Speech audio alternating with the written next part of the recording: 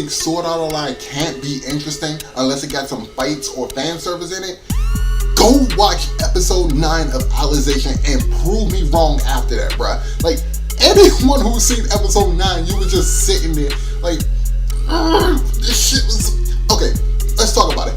SAO Alicization episode 9. Let's talk about it. So, this takes place, I want to say maybe a few days, if not a month's time into the future after the events of episode 8. So, after this, Kirito, Yu-Gi-Oh, they're pretty much higher ups, and they have 2 students under them who pretty much have to, basically they give them a chore to do, they go do the chore, in a discussion for real. It's like, sure, they have some control, but no real control over them, right? So the episode starts off with Yu-Gi-Oh. He's in the training room and he's striking at, like this little wooden pole to like master his sword skills, right? And it cuts to a flashback with Kirito talking to Yu-Gi-Oh, basically saying like, I think I figured out how swords work in this world. Essentially, the way they work is like, with sword skills and their power, it's what are you putting behind that sword, right? Like for the first seed in episode 8, he was putting behind him the generations of his family who all, basically were like warriors before him. For Line, she was pretty much putting behind every one of her sword skills behind every one of her sword skills was essentially the skills that have been passed down throughout her family over time, right? For Kirito, as we've seen, it's clearly him wanting to reunite with his friends back in the real world. He's putting the memories he had with him and whatnot behind his sword skills. So Yu-Gi-Oh then questions himself, what is he going to put behind his sword skills when he goes into battle? Which is interesting because if you guys remember in the last review, I was like, yo, like, I don't really understand. It's like, I don't really understand this. If somebody could explain it, now I somewhat got a better explanation for it. It's like I said, what you put behind it. What are you putting behind your sword to give it the power that you need it to have, right? So you just kind of find, that purpose. Like, what's the purpose of me swinging this blade? What am I putting behind this blade every time I go to swing it, right? And he starts running through it. He starts running through different things, but the main thing that comes up in the mind is him reuniting with Alice, right? So you got these 2 guys who's been bullying. I wouldn't even say bullying. It's more so like, making fun of Kirito and Yu-Gi-Oh ever since they showed up. These guys have been here since episode 7. They're a pain in the ass, and we've had 3 episodes to deal with them now. I still don't like them, even to this point, right? I hate them even more now when we get into later on, right? So they're sitting in the training room, and they're basically down talking Yu-Gi-Oh. They're like, oh, well, I heard he came from town where before he even came here, he was just chopping at a tree all day. So it makes sense why the only thing he could do is swing at a log and just going on and on, right? They're just teasing him. So, Yu-Gi-Oh, he's about to walk off, right? He's like, I don't got time for this. I don't got time to deal with y'all BS. I'm just trying to live my life so me and Kirito can get up out of here and continue our journey, right? He starts leaving, and then they're like, hey, my friend could give you lessons if you feel like it. So Yu-Gi-Oh turns around and he's like, he's about to say something, but he thinks, and he's like, this will be a perfect time to test to see if what I'm putting behind my sword is actually strong enough to hold its weight, right? So he challenges the guy to a duel. The guy uses his sword skill, gets ready to charge at Yu-Gi-Oh. Right before he connects, Yu-Gi-Oh puts up one of his own sword skills and blocks this guy's attack, pushes him back. The guy comes back. Yu-Gi-Oh uses his sword skill to not only stop this guy's attack, but push him back and send him flying, right? And at this point, I'm like, bruh, Yu-Gi-Oh's about to come in this drink with his sword skill, just chasing this fool down right before he can recover, and that's game right there. Before that even happened, the other guy who was teasing Yu-Gi-Oh was like, alright, nope, that's a draw, fuck that. Like, there's no continuing this, it's a draw. So, the other guy who was dueling Yu-Gi-Oh, he's upset. He's like, what? No, that can't be a draw. Like, come on, man. You can't even equate that. Like, we're not even using real swords, because when you a sore loser, you're going to try to find any and all excuses to be like, that shouldn't have counted, right? So, yeah. So, Yu-Gi-Oh ends up going back. He tells Kirito about it, and Kirito's like, yeah, man, they might be setting something up for you, but don't give in to what they trying to feed you, alright? Just keep your head high, stay cool, don't do nothing, right? So you know, they had their little back and forth. Kirito and Yujiro had their little back and forth. Kirito's there like, man, you know what? I'm about to go to bed. I got things to do tomorrow. I got errands to run, so if you can take over for me, that'd be great. Yujiro looking at him and was like, nah, that's not how that's gonna work. We already promised the 2 students under us we were supposed to go kick it with them tomorrow on our rest day. You can't leave. It don't work like that. You look like a really bad upperclassman doing something like that. So Kirito with his lazy ass like, you might be a little bit, just a little bit right. Cool, whatever. They end up going out. So the next day comes around, they end up going out. They had their little picnic or whatever, right? They're sitting there, they're just, you know, talking back and forth. And as they're talking, you know, eventually what comes to conversation is that these 2 girls are asking Kirito and Yujiro for their help, because there's a girl who they're roommates with who, like, it's not hard to pick out. They're not saying it out there, but it's like, it's not hard to see. So they're like, yeah, there's a girl and she's been asked to do some things that doesn't seem fitting of a mentor to ask, you know, their student, right? So Kirito Yujiro, they're like, cool, you know, we'll go handle it, we'll go see what it's about, right? Because these are serious allegations. Once again, it's implied, so you already know what this guy is supposedly doing, but at the same time, it's like, it could be vague though. Like, they're trying to be vague, but you already know what it is, right? So Kirito and Yujiro end up going to these guys' dorm room, and they just start talking. Yujiro, he's being real careful with his words. He's like, so I've heard some unsavory rumors involving, you know, the guy next to you. It's, you know, it's probably nothing, but we need to talk about this in case it is something. So they start talking back and forth about it, and the guy, in one of the most what the fuck moments, right? So Yujiro's talking to this guy.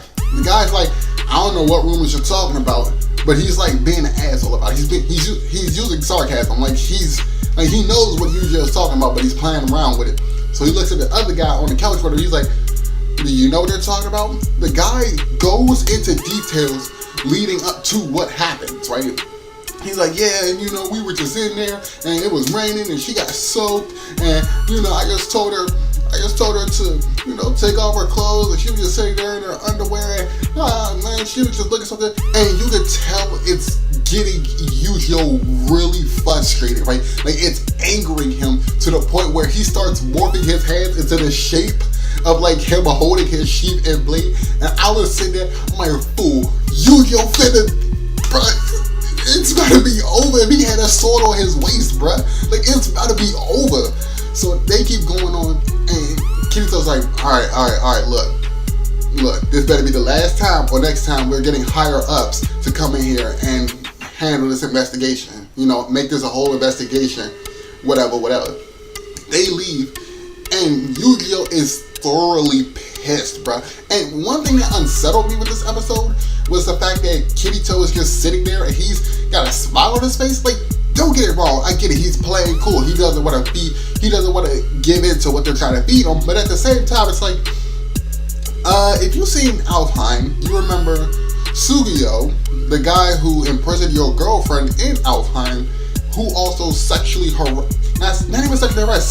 assaulted your girlfriend. So I would imagine someone like Kirito putting up just a little bit more emotions instead of just being like, don't worry about it, don't feed into it.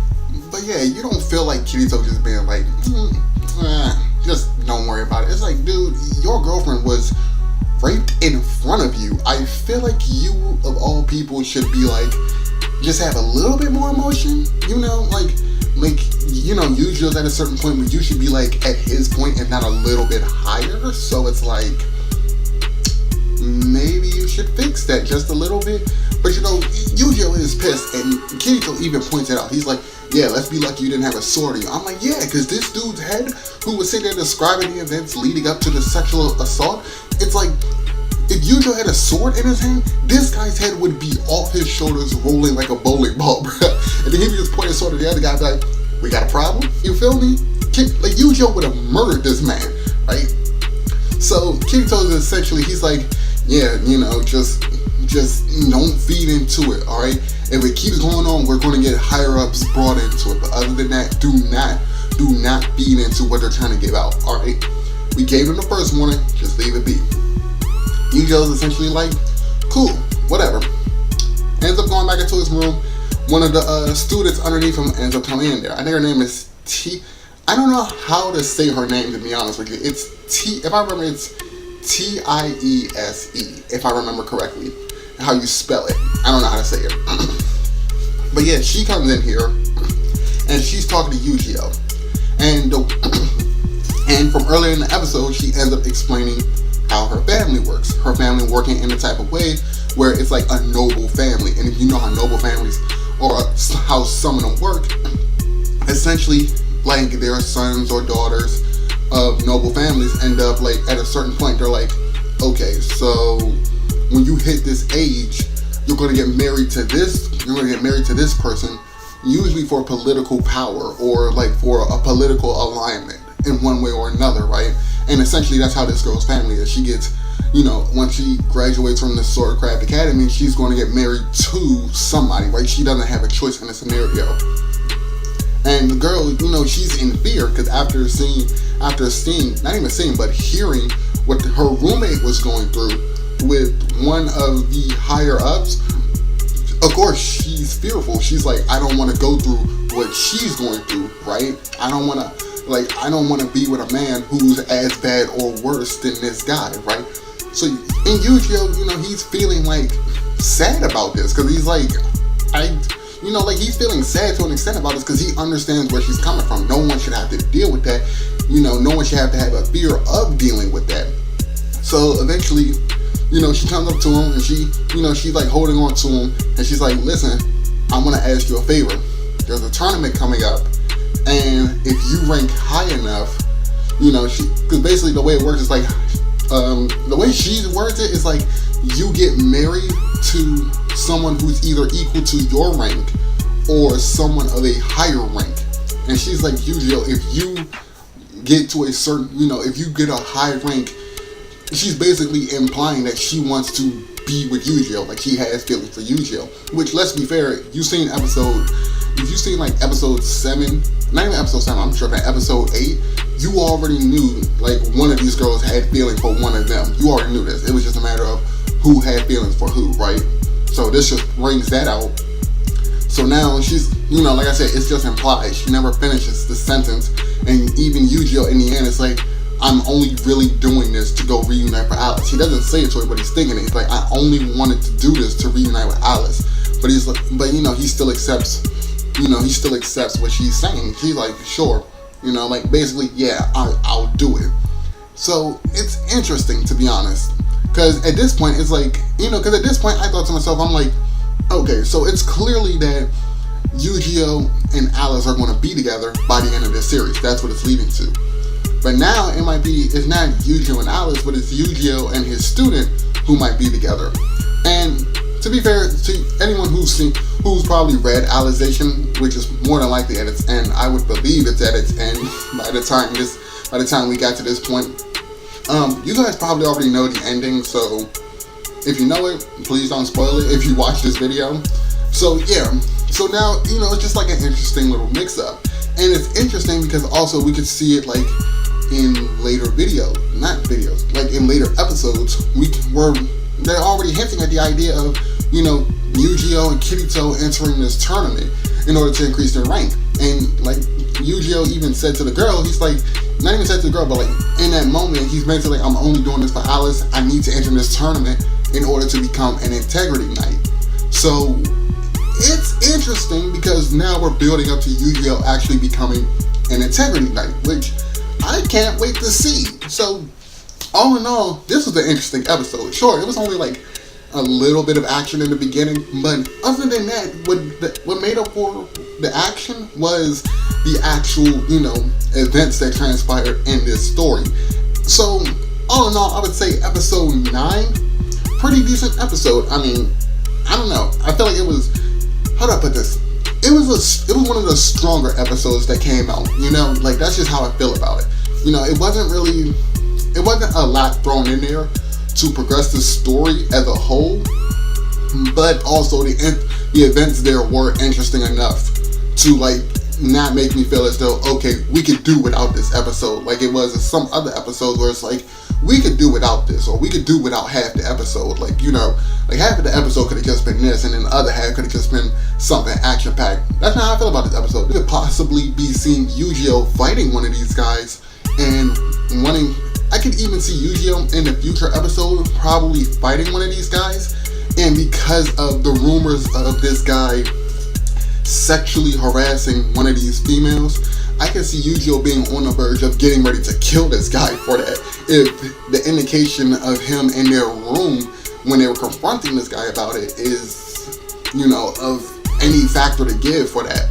So yeah, like I said, this episode was a strong episode, and that's just how I feel about it. It was a strong episode. I didn't feel like pieces of it needed to be chopped out because there was just no reason for it being there. It's just an interesting episode.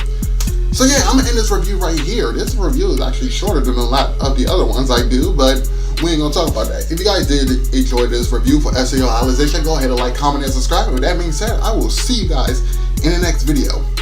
Dostovania.